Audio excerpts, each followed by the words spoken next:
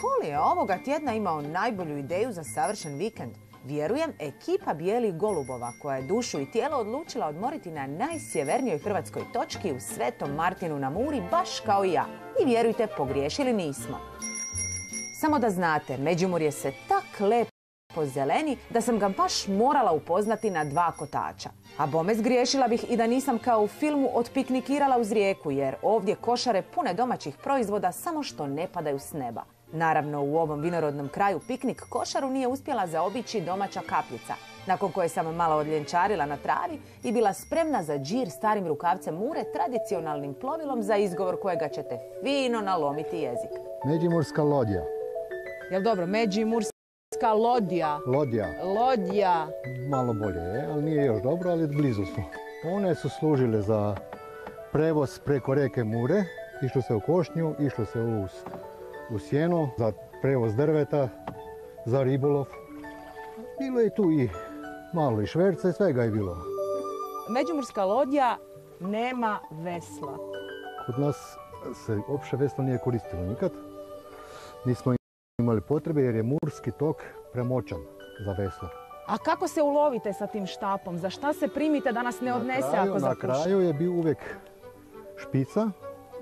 To je bilo za dovlačenje drva prema sebi i onda se to koristilo ujedno i za obalo, za prihvatiti se. Mi danas toga nemamo i šta ako nama puhne neki vjetrić, a za šta, s čim ćemo se mi primiti? Onda ćemo se malo kupati i tu smo. A kad smo već tu, pokušala sam se i ja baciti na međimurski, a pa skoro skok s motkom. Pa ajme, ostao mi je štap! Pa 3 dana mi treba da ga izvučem van. Jel dobro, ha? Dobro vozi. Ide mi. Za par godina će biti do prave vozač, skelice male. Par godina za dobru vožnju predugo je čekati, pa sam se ipak vratila onoj koja mi bolje leži. I kotači bicikla odvedoše me u prošlost.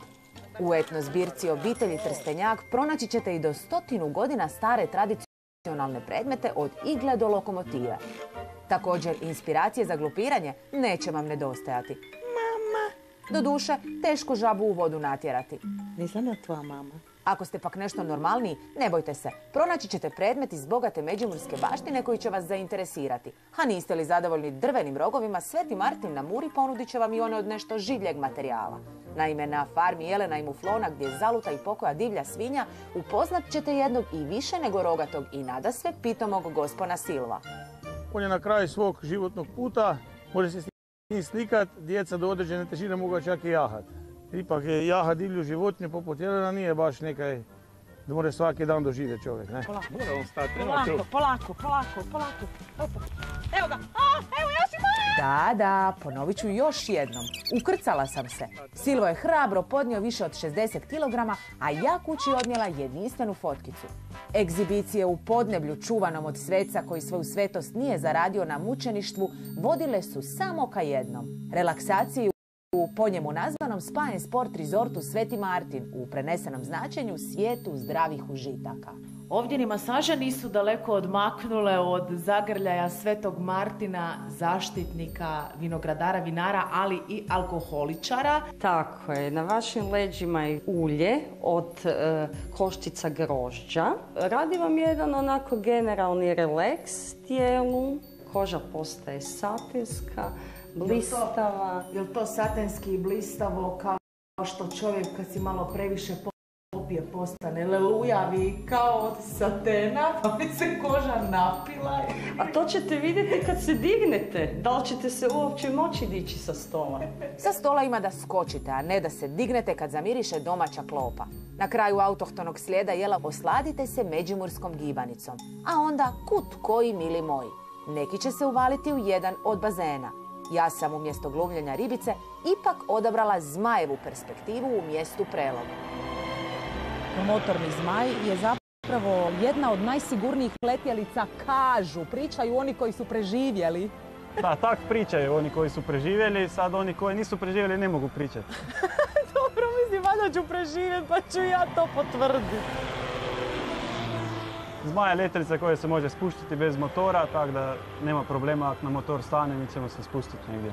A šta ako dođe nekakva ptica i probuši nam krilo, s čime ćemo se onda spustiti? S motorom. Nemamo padobrane nekakve, ako nam rikne i motor i ovo, padobran na leđa i... Pa nećemo tako visoko, pa ne bi stigli ništa. A dokle ćemo? Pa negdje 300 metara. I nema mi druge nego se sada prepustiti rukama pilota.